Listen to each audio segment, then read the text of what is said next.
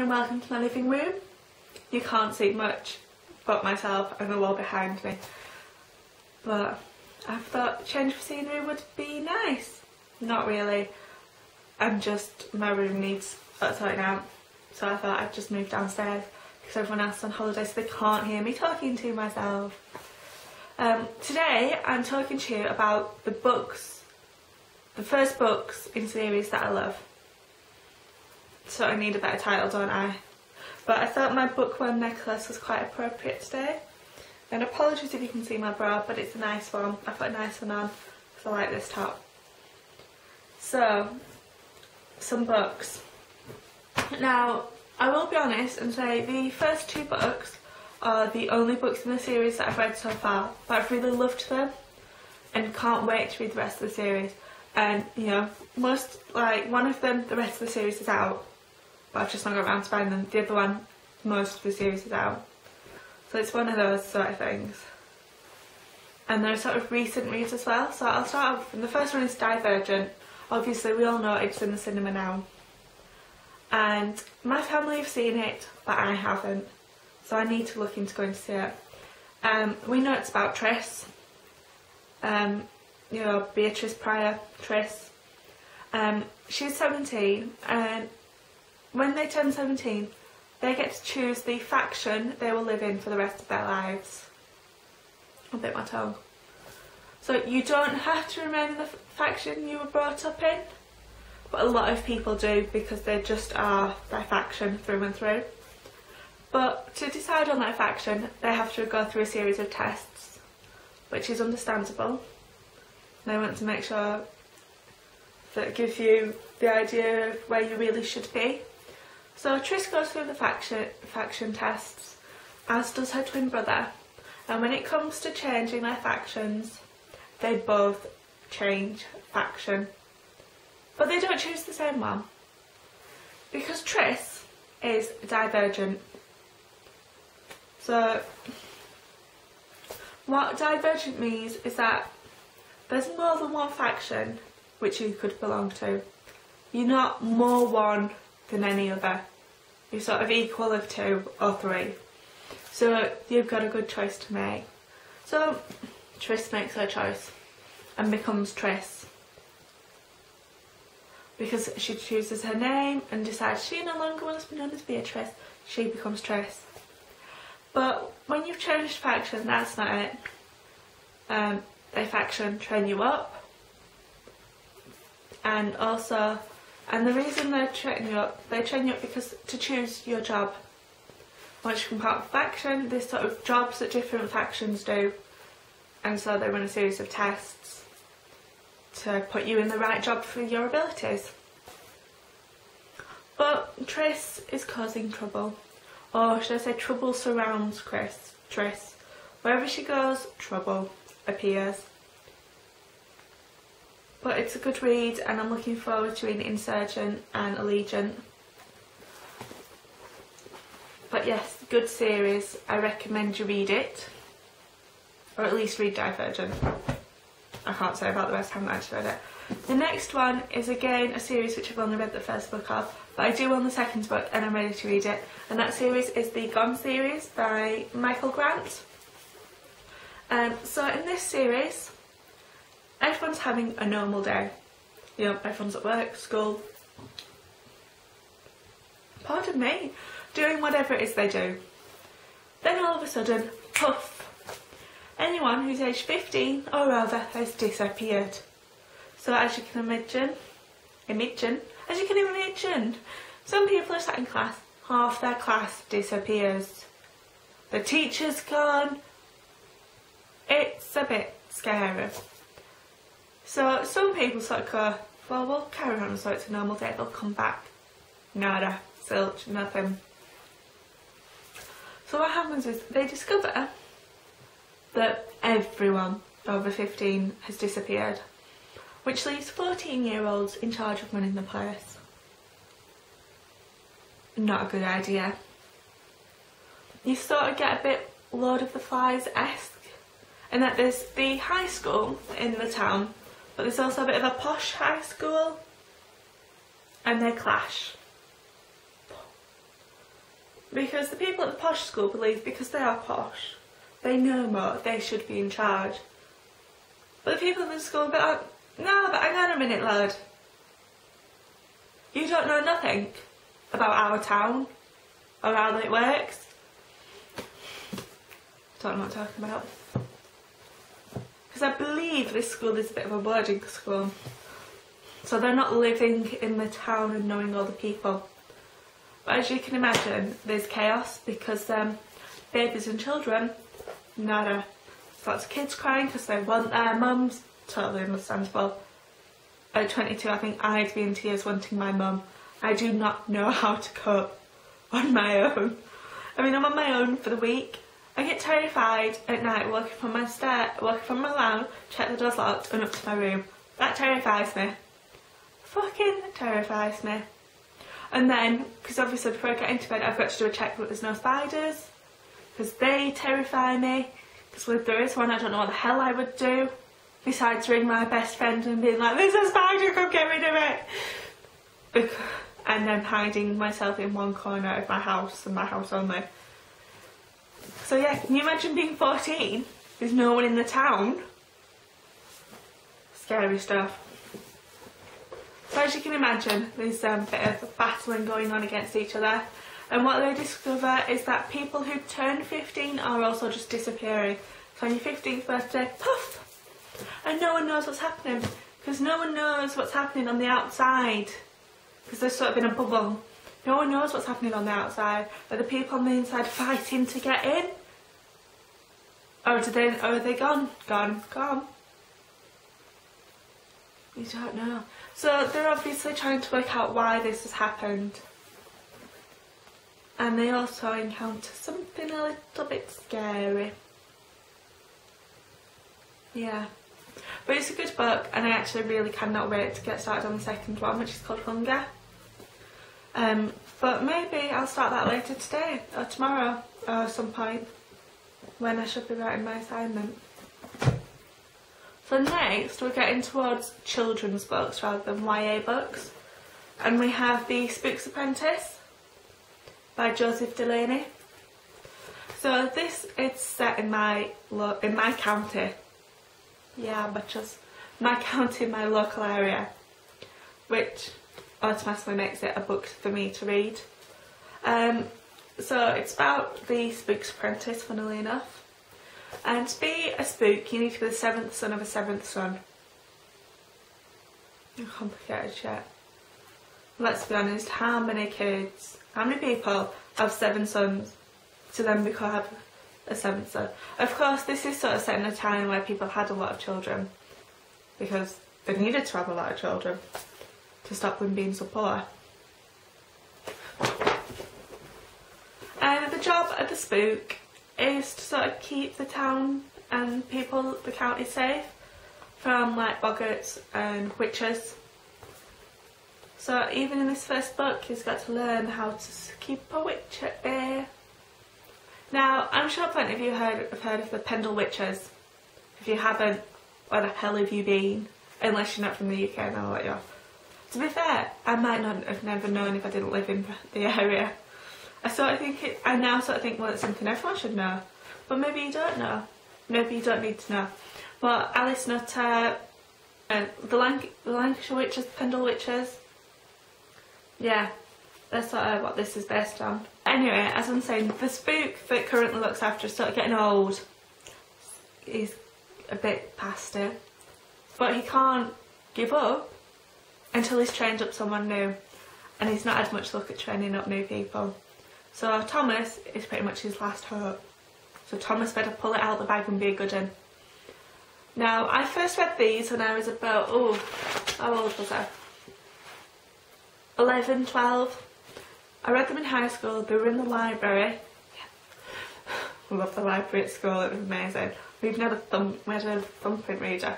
Mine never worked for some reason. I think it's because I chopped my thumb. So like my thumbprint changed with the scar through it. I don't know, but it never worked. They knew where I were though. And there were about 5 books at that time. I can't remember now how many books are in the series. But yeah. So I read those then, and I'm sort of wanting to reread them. But if you look at the front of the book, it tells you how to read a spook symbol. So you've got the one for the boggarts, one for ghosts, one for witches.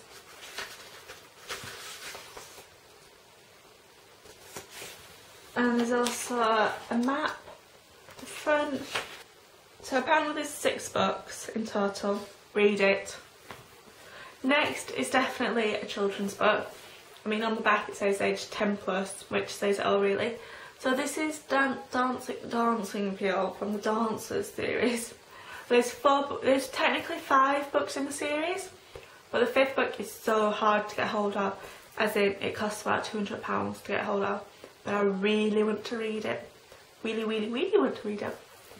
But the first 4 books, you know, they are complete. You don't read the 4th book and think, hang on a minute, something's missing. You can read each of these as a standalone story. So this story is about Annette Dancer and her brother Max. And they're both dancers. Max is a Spanish dancer, he's been to flamenco and he has his castanets going. I'm mostly happy, aren't I? But Annette is a ballerina. Ballet is her thing. So anyway, they live up in Northumbria. Northumbria. But they live, during the school year, they live in Newcastle because they're both at secondary school. Obviously their nearest one. And they also go to dancing school in Newcastle, so during the year they stay with their mum's friend. Makes sense. But during the holidays they go back to the country to live with their mum. So one year they go back to discover that the vicarage, the parish has got a new vicar and the vicar's moving in with them. Oh yeah, imagine that. Because Annette and Max's father was the vicar. He passed away, they had a new vicar, and the new vicar didn't want to live in their house, so that was fine. Lived in the vicarage. Like the new vicarage, they sort of built a new one. However, this new one isn't really a new one, it's in mega disrepair. So they live in the Peel. And it's been agreed by their mum and the new vicar that he will live in the Peel while work is being done on the vicarage. Which sounds simple, except from Annette has it in her head they want to kick them out, they want to get rid of them. And they can't really afford to live in the Peel any longer. Because her father wrote books and things, but the royalties from those aren't really that much. And her mum's, you know, selling eggs from the hens, but it's not enough really to keep the place going, which is pretty understandable really. So she's worried, which is fine. However, the vicar isn't just the vicar, he's in his 50s, but he has a son. Ooh. A son that Annette doesn't have the best first meeting with. Let's put it that way. So after that first meeting, she becomes even more convinced that they want to get rid of the Dancy family. And there's a bit of trouble. Yeah. And so she loves to hate the son. The son called Angus. What a name, I love the name Angus. So she loves to hate Angus so much. But yeah, things don't go to plan for Annette. But there are 3 more books in the series. They're really good because in the second one she moves to London town, as does her brother. Anyway, so in the further books that progress, they end up on Skye, the Isle of Skye. So and it's got a bit of Scotland in it, so I like it even more. There's also a little bit of Gaelic in it as well. Don't have a clue what it means because I can't read or speak Gaelic, but there's some in there. Next book I have is another children's classic, which I'm sure you've expected to see in here. It's Harry Potter and the Philosopher's Stone. Now this series is just so magical. Funnily enough, it's set in the Wizarding world, But you know, I just love this book so much and I can't let go of it. I can't give it up. Because when I first read these books, I was probably 9 or 10. Picked up the first couple. And so it meant I got to grow up with Harry. You know, because reading that first book, I was sort of, it was just before, you know, I wasn't 11 yet. So when it came to my 11th birthday, boy did I want that owl to turn up. Yeah, but yeah. Oh, burst his bin. So obviously I was like, yeah, bitches.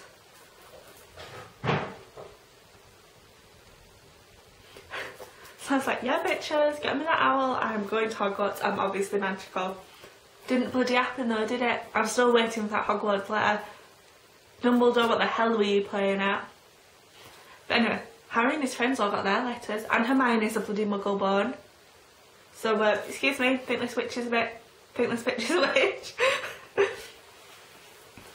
But I love that Hermione is a muggle born, because I thought it gives you that belief that you can be a witch, you can be a wizard, it is possible. You don't need to have magical parents.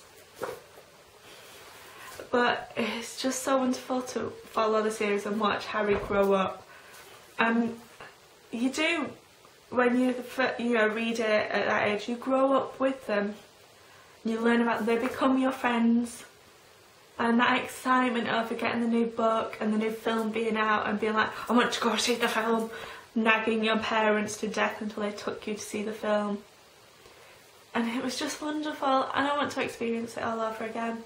And I know that some people haven't read Harry Potter, and I sort of think that if you're my age now, you won't get the same joy out of it. So I think the stories sort of became less. As you start off with, Harry Potter is a children's story. I think by the time you get to Deathly Hallows, it's no longer a children's story. You can't be reading Deathly Hallows to someone that's, you know, 11. You sort of need to be 14, 15. Because it's scary. I mean, my auntie is currently reading it to my cousins. And they've had to stop it after the Goblet of Fire. Because my cousin is 10. No, he's 11. Shit, no. He's 10 or 11, I can't remember now. And they've stopped at Goblet of Fire because, you know, it gets a bit scary at the end of Goblet of Fire. You know, Cedric just drops dead. You know, and obviously, I did tell her though, that you really can't read the 5th book. There's so much war and anger and hate that it becomes less of a children's book. And obviously they just get darker as they progress. And because they've not read the books, they can't watch the films either. It's just amazing. So, but they get that enjoyment of reading Harry Potter and growing up with Harry Potter all over again. Yes, they get it, but they also get the benefit of having it in a shorter space of time. Because obviously they can read the books over just a few years. They don't have to wait for it to come out or anything like that, which I think also benefits them. But I just love the excitement and the happiness it always brought. And I do have one more book anyway. Harry Potter's not the last one. The last one I don't have a physical copy of because I bought it on my Kindle. And it's The Black House by Peter May, and it's part of the Lewis Trilogy. So the series is set on the Isle of Lewis. And Finn is a detective. Finn, he prefers Finn. Now, anyway, Finn is a detective in Edinburgh. And he gets told by his superior that he must go to Lewis. There is a case on Lewis and he must go. Now, Finn was born on Lewis and brought up on Lewis. So the reason they send him is 1, he knows Lewis like the back of his hand. 2, he speaks Gaelic, which they, you know, so he can communicate with the people on Lewis. And 3, the people on Lewis know him, and so they're much more likely to spill and tell everything to him because he's their friend. They know him, he's their friend. So Finn goes back to solve this case, this mystery. So he's got to work with the police on Lewis. They're not particularly keen on him. But it also gives him the chance to like rediscover friendships, and he learns that some of the people are not what they were when he last saw them, and when he last really counted them as his friends. But it's really good, and the next 3 books also follow on from that, but not, you know, different crime, but the story follows through about Finn, and I really enjoyed them, and it's really good, and I recommend you read them. So they're crime, so if you're not into crime, maybe not, but if you've read anything from the Rebus trilogy or Valander, it's a good place to read. A good next series to read. And it's just short 3 trilogy, but Peter May has other little series as well that he's written. Oh, I've talked a lot, probably not made sense. But I hope you've enjoyed seeing this book video for a change. And if there's any more book videos that you want to see, maybe a series I don't recommend or things like that, or my favourite books from such a genre or anything, if you've got any ideas, let me know in the comments below, because I'll be happy to do them. And there's also there's a book tag that I definitely want to do, set from my bookcase, because there's a bit of a problem because of where it's situated in my room along with everything else. So I'm not sure how we'll do that, but I'm sure we can work it out, can't we? Because it's the book tower challenge that I really want to do. So I'm going to work a way of filming that so that we can do it. But anyway, I'll see you soon, and if you like it, please give a thumbs up and subscribe for more videos. Please. Anyway, I'll see you soon. Bye.